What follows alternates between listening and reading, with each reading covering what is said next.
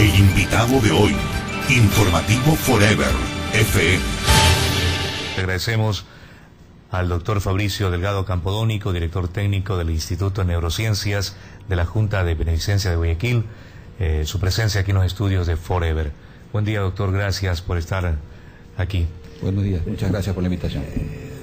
Conocemos que es trascendente el cambio de nombre y el cambio de estructura del hospital, el único hospital, debo entender, que a nivel psiquiátrico ha tenido el Ecuador. ¿Cuál es justamente ese cambio de estructura? ¿A dónde apunta este cambio a Instituto Neurológico?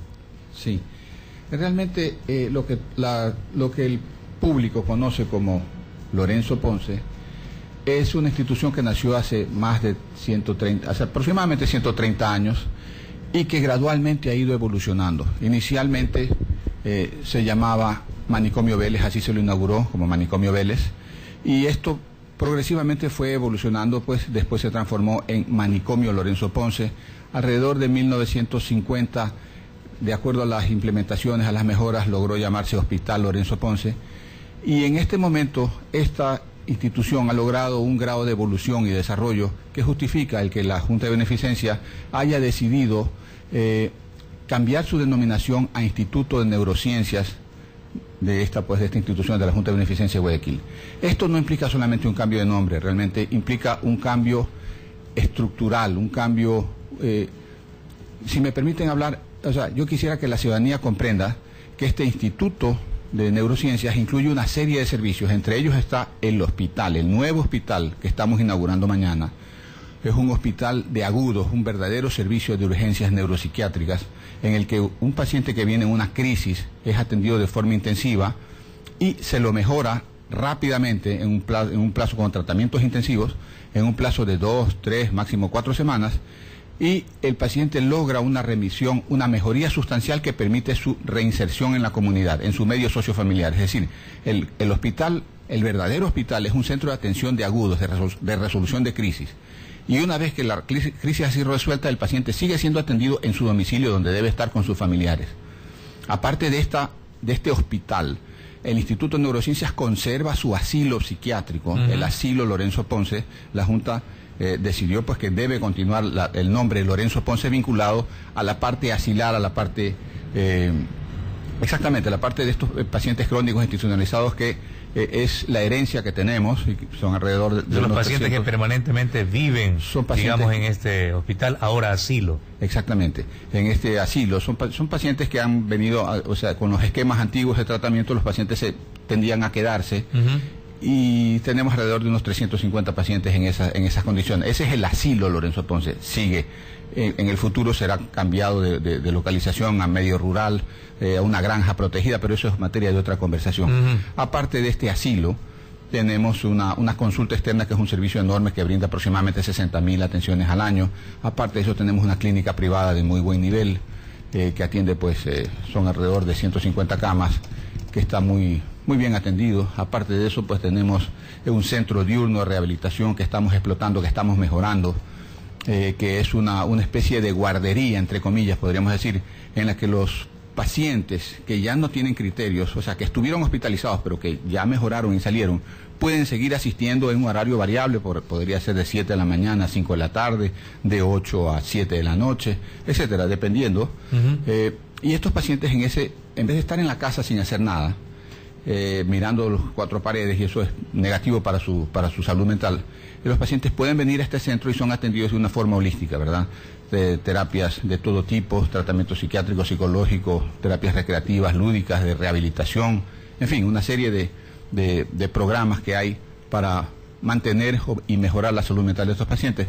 Un centro de investigaciones cerebrales, en el que que es un centro que está naciendo realmente.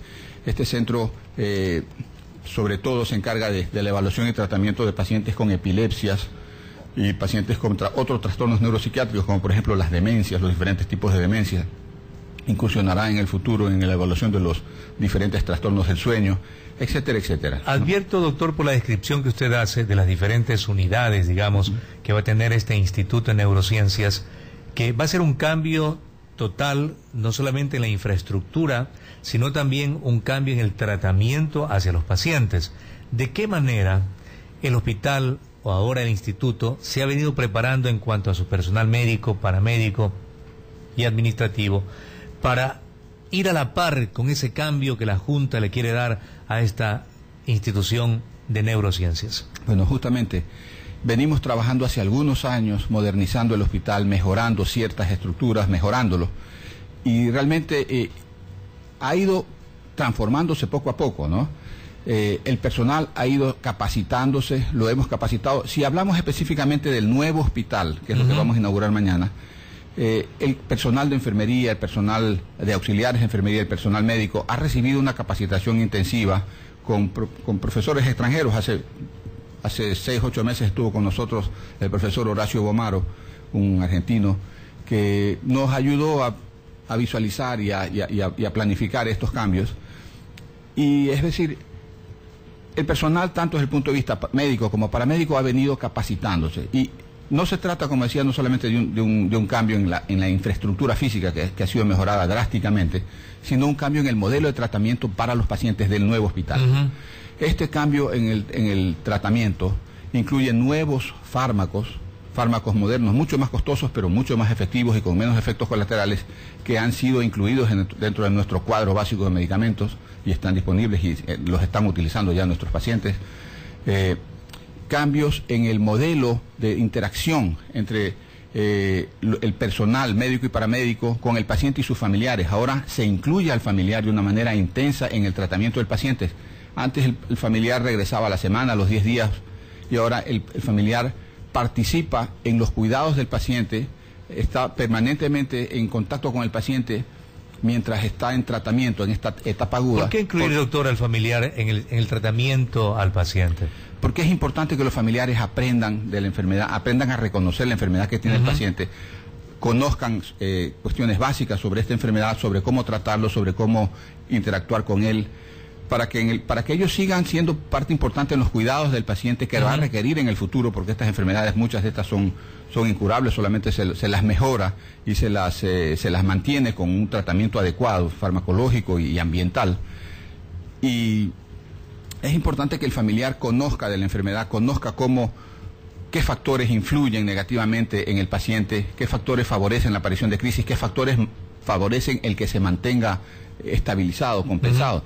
Entonces, una de las estructuras que hemos creado es una especie de albergue para los familiares que vienen de fuera de la ciudad, de algún cantón o de algún lugar de la provincia o del resto del país, en el cual ellos pues les damos las facilidades para que se hospeden en este albergue y puedan estar en contacto con su paciente al menos los primeros días hasta que el paciente mejora. ¿La inauguración de este instituto será cuándo? Será mañana a las 11 de la mañana. ¿Qué autoridades han sido invitadas? Bueno, han sido invitadas autoridades del Ministerio de Salud, las principales autoridades de la ciudad y la provincia. Doctor, en tema de la salud mental, ¿cuán importancia se le ha dado en el Ecuador el desarrollar este tema para beneficio de la población? Porque generalmente hay el acrisolado pensamiento de que solamente los dementes deben ser tratados por un psicólogo o un psiquiatra. Pero dentro del tema de la salud mental, cualquiera de nosotros, por un problema, por alguna situación laboral, por alguna situación de carácter familiar, sufrimos una depresión, y eso cae, debo entender, en el ámbito de la salud mental. Así es. Y no solamente aquellas personas que están en esta situación, sino también aquellos que lamentablemente, por ejemplo, son el resultado del exceso de consumo de alcohol o del exceso del consumo de alguna adicción a las drogas, por ejemplo. ¿Eso también cae dentro del tema de la salud mental? Claro que sí, y me faltaba comentar que este instituto también tiene una unidad de conductas adictivas, es decir, una unidad que se dedica exclusivamente a la evaluación y tratamiento de los trastornos adictivos, sea al alcohol, a drogas y otras adicciones no farmacológicas. Y con respecto a su pregunta del aspecto de salud mental a nivel comunitario, o sea, realmente es una cosa muy importante y que nos está faltando, y que a nosotros como hospital, como instituto, nos cuesta mucho no contar con una verdadera red de servicios de servicios de atención comunitaria en el área de salud mental. Ya. Es decir, aquí en la provincia y en nuestra región está el hospital, el nuevo instituto, aparte una o dos o tres, unas pocas unidades psiquiátricas sin hospitalización. En algunos hospitales, por ejemplo, Luis Bernaza tiene una consulta externa, el hospital Guayaquil tiene una consulta externa, pero debería de haber una red de servicios psiquiátricos a nivel comunitario que se encarguen del mantenimiento del paciente una vez que egresa de una crisis mental aguda en nuestro hospital. Es decir, el paciente mejoró, lo devolvemos a la comunidad. Si no es de aquí de Guayaquil, si es de Juján o de algún otro lugar, debería de ser atendido en su medio, digamos en su cantón, por un equipo de salud mental que le dé el seguimiento que requiere el paciente para evitar las recaídas. ¿Está haciendo falta eso? ¿Quién debería crear ese sistema de salud mental? Eso es parte del Ministerio de Salud Pública. Hemos estado en conversaciones con el Ministerio, hemos hecho algunas propuestas, estamos preparando una propuesta que vamos a hacer ahora en las próximas semanas al Ministerio de Salud Pública, porque realmente es una necesidad. Hace falta desarrollar un sistema de salud mental a nivel comunitario que permita el seguimiento de los pacientes de una mejor manera, tal como se hace en los países del primer mundo y no del primer mundo. Nuestros vecinos ya tienen implementado un sistema. Usted, doctor, hablaba de que son alrededor de 60.000 pacientes al año los que atiende este instituto en la consulta externa. Sí. Eso implica que el tema de la salud mental es un tema palpitante en la sociedad ecuatoriana y que amerita no solamente la atención del sector público, sino también del sector privado de alguna forma. Bueno, nosotros somos seres biopsicosociales y debemos ser atendidos en forma integral. Es parte de la responsabilidad y el Estado, la nueva Constitución así lo ordena. La mayor parte de los servicios de salud mental en nuestra región se brindan en nuestro instituto. Esta consulta externa es un centro enorme que atiende 60.000, es decir, da 60.000 atenciones, no estoy hablando de pacientes. Un paciente puede ser visto 3, 4, 6 veces. Y en esta consulta externa se atienden pacientes que tienen trastornos de menor severidad, no menos incapacitantes. Por ejemplo, un trastorno depresivo moderado a severo, a lo mejor no requiere hospitalización, puede ser tratado ambulatoriamente, pero el paciente está sufriendo enormemente, deja de ser productivo y sobre todo pues provoca mucho, un trastorno depresivo severo, moderado a severo, provoca mucho sufrimiento, muchas complicaciones desde el punto de vista familiar, laboral, social. Y estos trastornos se atienden con mucha facilidad en nuestra consulta externa. Trastornos de ansiedad, que son muy frecuentes. Trastornos bipolares, si no están en crisis, es decir, si no requieren una hospitalización, son atendidos a nivel de nuestra consulta externa. También algún paciente crónico, un paciente psicótico que ha pasado la etapa aguda, debe seguir su tratamiento de mantenimiento en nuestra consulta externa. ¿En qué medida niños y jóvenes también son atendidos en esta consulta externa o son internados en el instituto? Muy pocos niños y adolescentes son internados, muy pocos niños requieren hospitalización. La mayor parte de ellos, tenemos un servicio infanto-juvenil que se dedica exclusivamente a ellos, un buen equipo de psiquiatras, psicólogos, trabajadoras sociales, psicopedagogos, en fin, un equipo muy interesante que atiende sobre todo los trastornos menores, pero no por ser menores no son de interés. Por ejemplo, de mucha prevalencia, de mucha frecuencia en la población infantil son los trastornos por déficit de atención con hiperactividad. Se ve muchísimo y tenemos un equipo de profesionales que los evalúa, que los diagnostica y que les da el tratamiento que requieren. ¿Qué lleva a un joven o a un niño en edad escolar, generalmente los meses de diciembre, a un suicidio? Bueno, hay una serie de factores psicosociales importantes, ¿no? Eso tiene mucho que ver, según estudios que se han hecho en el propio hospital, tiene mucho que ver con la enorme migración que ha habido.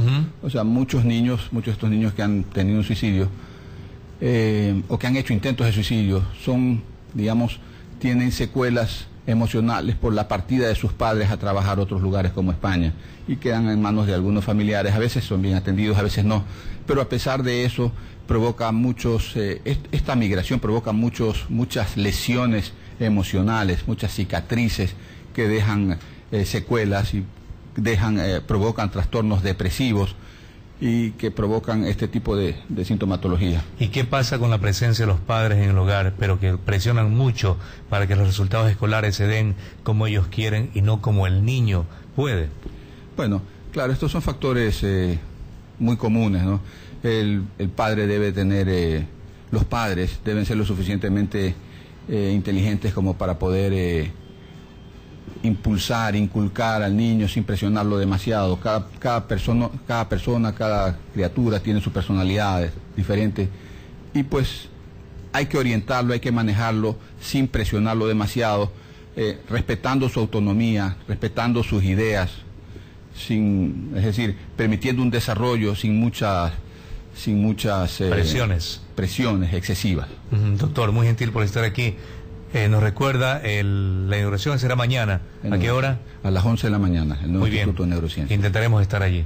Muchas gracias al doctor Fabricio Delgado Campodónico, director técnico del Instituto de Neurociencias.